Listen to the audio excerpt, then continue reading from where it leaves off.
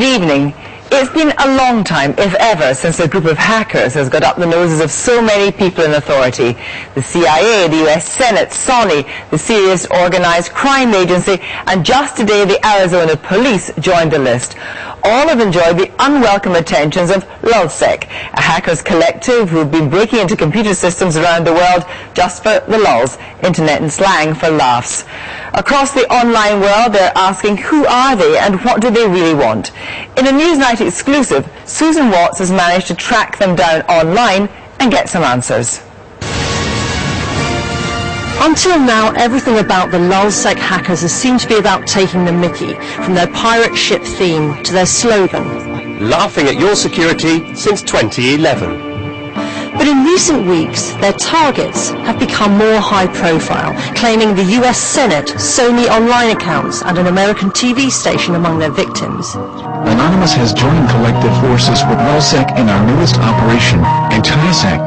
At first, they said all this was just for laughs, the lulz in LulzSec. But now they seem to have joined forces with other online groups, notably Anonymous, the group that launched revenge attacks in support of WikiLeaks. So I think, yes, there's a definite movement of people working together for a common cause. We've yet to see a published manifesto of anti-sec, to the best of my knowledge, but it seems that their mission is to fight against what they perceive to be injustice, censorship and unnecessary restrictions on freedom, and using any tools at their disposal to do that.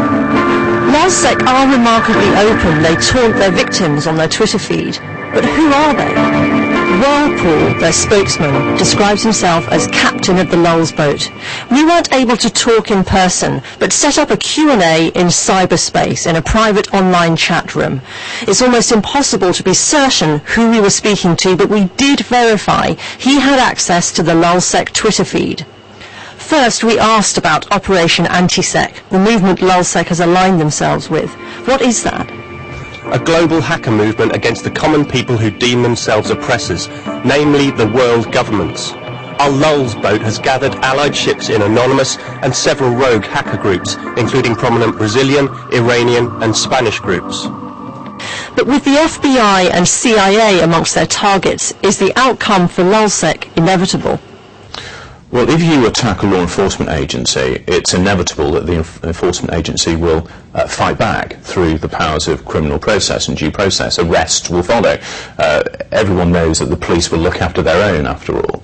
So there isn't any surprise that law enforcement will kick up a gear the moment that law enforcement agency websites are under attack, irrespective of the quality of the information in those websites or the harm that might be suffered.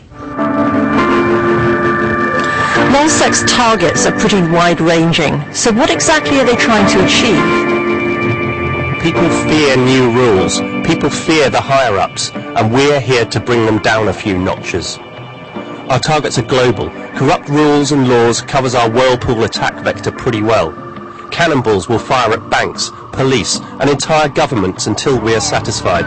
This is Anonymous on unstoppable steroids. Today, the group released confidential documents from the Arizona Police Department.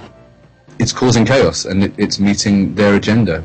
Unfortunately, what they are doing when they're releasing the kind of information they have in the past and today is putting individuals' safety and privacy at risk. So certainly from having released usernames and passwords, they've moved on now to releasing things like names, addresses and family details of serving police officers and people involved in undercover operations that really could physically endanger someone's life. So it doesn't seem to be so many laughs anymore.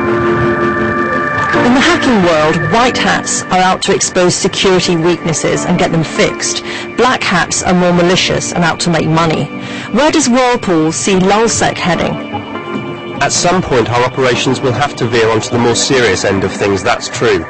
Our pirate flag is white hat, grey hat and black hat, so we often entertain many flavours of public. But yes, enjoying the breeze of politically motivated ethical hacking is more fulfilling. In our online chat, Whirlpool told us the group trades in bitcoins, an online currency, and he claims LulzSec's received over $18,000 US worth of bitcoins in donations. And with 270,000 odd followers on Twitter, somebody's interested in what they're doing. We've had personal data loss events in government. We've had WikiLeaks, We've even had the recent phone hacking scandal. This, together with LulzSec, tell us that we have got serious issues in this country about the security and confidentiality of information and computer and communication systems.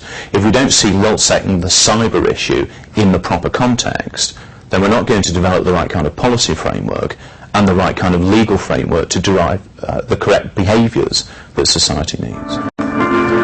If he's right and LulzSec seeks to be more than just funny, who's got to change what as everyone comes to terms with the broader challenges of cybersecurity? Susan Watts, well, with us now from Washington is Michael Chertoff, the U.S. Homeland Security Secretary under George Bush. And here in the studio, James Lynn, a so-called ethical hacker who works at a computer security firm, Sophos. Good evening, both. And, of course, Michael Chertoff, you now are involved in the business of cybersecurity. You, James, could be called a white hat in computer terminology. Michael Chertoff, first of all, you heard there the words are spoken online from the Whirlpool. We want to bring the higher-ups down, the police, the banks, and the governments. How dangerous do you think is LulzNet?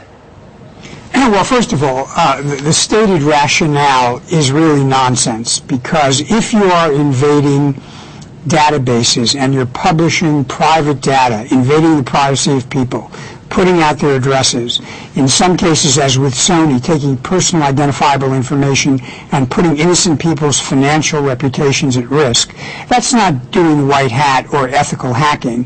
That is, at a minimum, doing destructive and thuggish hacking, and can also be a mask for criminal activity. So I think you have to take this quite seriously. And is it something, as we heard from the lawyer in the report, that actually agencies, FBI, CIA, will try and track these people down, and they will be subject to criminal prosecution? No question about it. And I think you've seen cases recently where there have been charges brought against people around the world, and I expect to see more of those. Ironically, the people who are pursuing this wave of hacker attacks are likely to spur greater calls for control over the internet and security. So they may very well wind up triggering an increase in security, which is the opposite of what they profess to be looking for. Yes, but on the other hand, chances are that they are so skilled, or that the skills will be upped to be able to get around that anyway. Isn't that the whole point of the internet? That you might put a block up, but they'll get around the block some way. Well, it is a dynamic process. There's no question that as one group attacks using a particular set of tools, there's a response. The response, when it becomes effective, prompts a different attack. So it's an ongoing back and forth.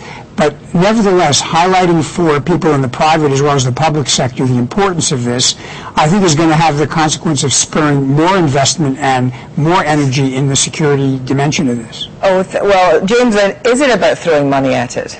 I don't think it's all throwing money at it. I mean, lots of businesses spend a lot of money on security. It's about building awareness, and fundamentally it's about ownership of the internet, because the internet's too anonymous. I mean, you started when you were 13, you upping your computer skills. You know how to hack, but you're a white hat, so therefore you are encouraging people to be aware of hacking. But you're never going to get one past them, are you? Well, I think this is always going to be a battle. I mean, you can build a system, there's always a way around it. But yeah, I mean, I would encourage people to get onto the white hat side of the fence and secure the internet. This is the most critical resource that we all have in our lives. But how attractive is it to particularly young teenagers, men in their early 20s, sitting in rooms, getting up their skills, and being able to do something that makes them seem like rebels? Well, I think this is you've hit the core of the issue, really. So I was a teenager sitting there playing with technology, and, I was lucky. I ended up being encouraged in a positive direction in cybersecurity and had a positive sentiment about wanting to help the world be secure. But imagine if someone had come along, a Russian criminal gang, and recruited me at that young age when I was naive and tried to tailor me into doing something bad and offered me money. How many people are out there being tempted down that path? Well, you tell me. Well, I think many. Unfortunately, I mean, we see 95,000 individual pieces of malicious code every day now. An astonishing quantity of malware. But Michael Chertoff, can you see a way in which hacking is for the ethical good? I mean, if you were talking about perhaps, not naming any corporations, but corporations which perhaps are acting unethically, maybe in terms of the age of their employees and so forth, if hackers are the ones that can actually get to the heart of the story rather than others, shouldn't that not be applauded? Well, here's the problem. The problem is that everybody is the judge of their own cause, and while one person may consider something unethical, another may not.